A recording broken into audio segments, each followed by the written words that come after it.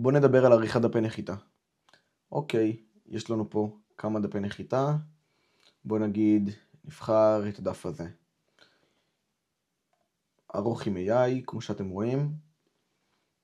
מהר מאוד יש לי פה את הצ'אט מולי. יש לי פה את כל הפעולות שאני יכול לעשות, או אפילו ממליץ לי מראש. ויש לי את הדרך שלי לערוך את זה. כמו שאתם רואים, לחצתי פה על הכפתור הסגול. אני יכול ללחוץ פה על כל אלמנט. ולבקש מהצ'אט את השינויים שאני רוצה לעשות. בין אם אני רוצה לשנות את הטקסט, אז אני ממש כותב לו. עדיף לכתוב לו באנגלית, ככה הוא מבין הכי טוב. ברגע שסיימתי, אני עושה צור שינויים. כמובן, אחרי כל שינוי שאנחנו עושים, אנחנו נרצה ללחוץ על הדיפלוי, זה הכפתור הירוק, שימו לב. זה קריטי ללחוץ על הכפתור הזה, כי אם לא תלחצו עליו, השינויים שעשיתם לא ישמרו. יש לכם פה את המצב כמובן, להעביר למובייל, אל תתייחסו לאיך שזה נראה כרגע, זה לא באמת נראה ככה.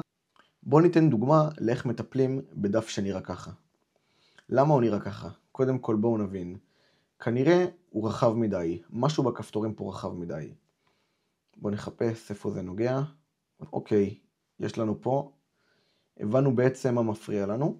אנחנו בעצם נלחץ על הכפתור, על העריכה שלו, ואנחנו נגיד לו, בעצם נעתיק את זה, ונבקש ממנו לקצר. עכשיו בואו נראה, צריך לקצר אותו.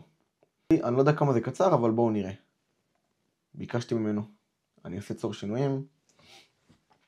זה עכשיו ייתן כמה דקות, ואנחנו ממש נראה איך זה נראה. כמו שאתם רואים, זה בעצם שינה לי את הכפתור, ועכשיו הדף הוא ישר. משום מה, כמו שאתם רואים, זה עדיין מופיע ככה. ככה אנחנו נשנה את זה. אנחנו נלך לפה ונגלול, ונראה בעצם מה מפריע. אוקיי, אז קלטנו שזאת התמונה הזאת. מצב עריכה. אנחנו נבקש ממנו בעצם לשנות את התמונה לגודל שיתאים למובייל. צור שינויים. בואו נראה אם זה ישנה לנו. ככה אנחנו בעצם נבחן את המערכת ונראה האם היא יכולה לעשות את השינויים האלה גם כשמדברים איתה בעברית, גם כשלא מסבירים לה הכי טוב, וגם שאנחנו לא בעצם מתמקדים על דברים ספציפיים. בואו נראה האם זה יעבוד לנו. כמו שאתם רואים, זה שינה לנו את התמונה, הוא הקטין אותה, כדי שהחוויה במובייל תהיה מלאה ומגניבה. יש לנו פה שאלות נפוצות, אנחנו יכולים לשנות הכל כמובן, מצב עריכה, לוחץ על הכותרת, אני יכול לשנות אותה. אני יכול ממש גם על התוכן ללחוץ, להעתיק, לבקש הכל, חשוב אבל לבקש בפירוט. ואחרי כל שינוי או שניים, ללחוץ על דיפלוי. ברגע שאתם לוחצים על דיפלוי, אתם שומרים את זה. ככה זה נראה במחשב. אפשר להגדיל, ככה זה אמור להיראות. ככה האתר נראה. כמובן שאת זה אנחנו נשנה עוד רגע, רק שתבינו. את התמונה הזאת אני יכול לבקש במחשב לעשות יותר קטנה. אז את זה אנחנו גם נעשה, הלוגו הענקי. עכשיו, פה אם אתם רואים יש גם מילים באנגלית, אל תתרגשו, זה קורה מדי פעם. גם פה יש רוסית, ערבית, אני לא יודע בדיוק מה זה. אם המספר הזה נגיד נראה לכם מחורטט, גם אותו אני יכול לערוך ולבקש לשנות את זה, אם אני רוצה, ל-1, 2, 3, 4. אם אני רוצה לשנות את השם פה, אני גם יכול לשנות.